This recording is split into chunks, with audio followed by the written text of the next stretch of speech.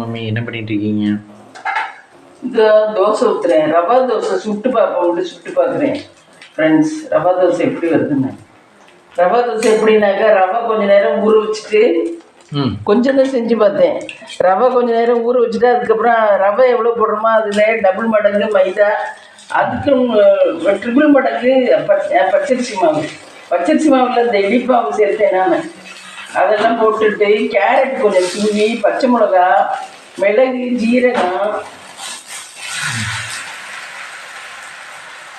ரொம்ப பூவாது, மிளகு, ஜீரகம், உப்பு, அப்புறம் இதெல்லாம் போட்டு இதோட போட்டு கொஞ்சம் நேரம் ஊற வச்சிடணும். ஊற வச்சுட்டு அதுக்கப்புறம் வேணுங்கிற அளவுக்கு கொஞ்சம் தண்ணி ஊற்றிட்டு சுட்டோம்னா சூப்பராக இருக்கும் ஃப்ரெண்ட்ஸ் தோசை. அதில் கொஞ்சம் எண்ணெய் ஊற்றிக்கணும். கோல்டு வின்னர் கொஞ்சம் ஒரு 100 ml ஊற்றிக்கணும். கோல்டு வின்னர் ஊற்றிக்கிட்டாதே தோசை இப்படி ஒட்டாமல், கல்லில் ஒட்டாமல் நல்லா வரும். இல்லைன்னா தோசை கல்லில் ஊற்றிக்கணும். தோசை கல்லில் ஊற்றிக்கணும். இல்லைன்னா அவங்க கடையில் சுடுறதும் எண்ணெய் ஊற்றி தான் சுடுவாங்க. ஆனால் இவ்வளோ எண்ணெயெல்லாம் ஊற்ற மாட்டேங்க அவங்க.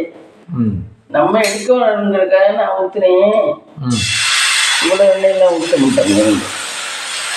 இப்படிதான் ஊற்றணுங்கிறாங்க ரவா தோசை.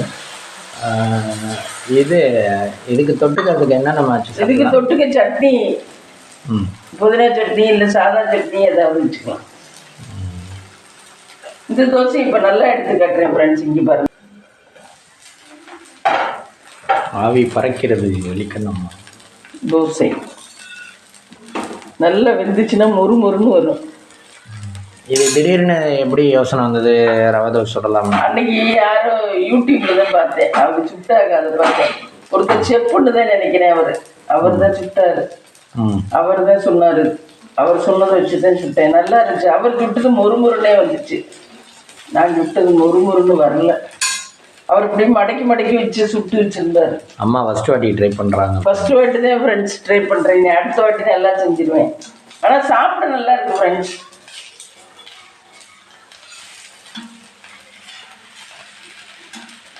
திருப்பி எல்லாம் போடக்கூடாது. இதுவே மொறுன்னு வெந்துடணும். அப்படித்தானே திருப்பி போடுவாங்க.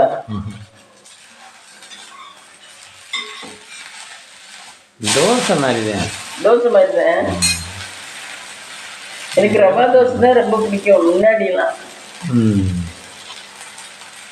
இதுல என்னதான் நான் கொஞ்சம் கூட ஊற்றிட்டேனா என்னன்னு தெரியல.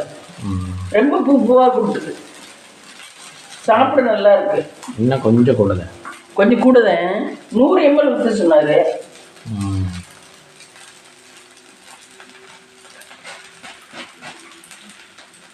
பிள்ளைக்கு நம்ம அங்கே என்ன எல்ஜி பெருங்காயம் வச்சுருக்கீங்க? எல்ஜி பெருங்காயம் யூஸ் பண்ணுவீங்களா? எல்ஜி பெருங்காயம், தூள் பெருங்காயம். தூளா கட்டியா? தூள் கட்டி பெருங்காயம். அந்த இருக்கு கட்டி பெருங்காயம். இங்கே இருக்கா?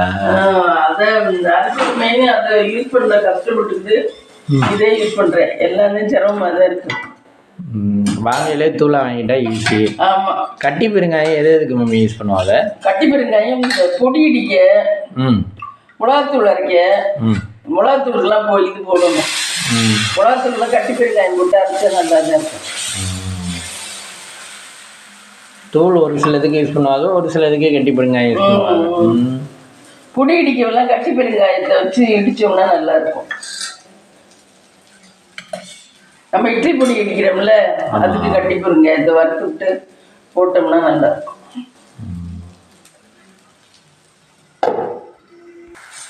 இங்கே பாருங்கள் ஃப்ரெண்ட்ஸ், ரவா தோசை. ரவை நல்லா தெரியுது பாருங்கள்.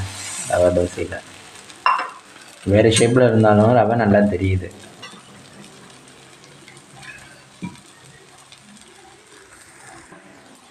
இந்த வீடியோ பிடிச்சிருந்தா லைக் பண்ணுங்கள், ஷேர் பண்ணுங்கள், கமெண்ட் பண்ணுங்கள், சப்ஸ்கிரைப் பண்ணுங்கள்.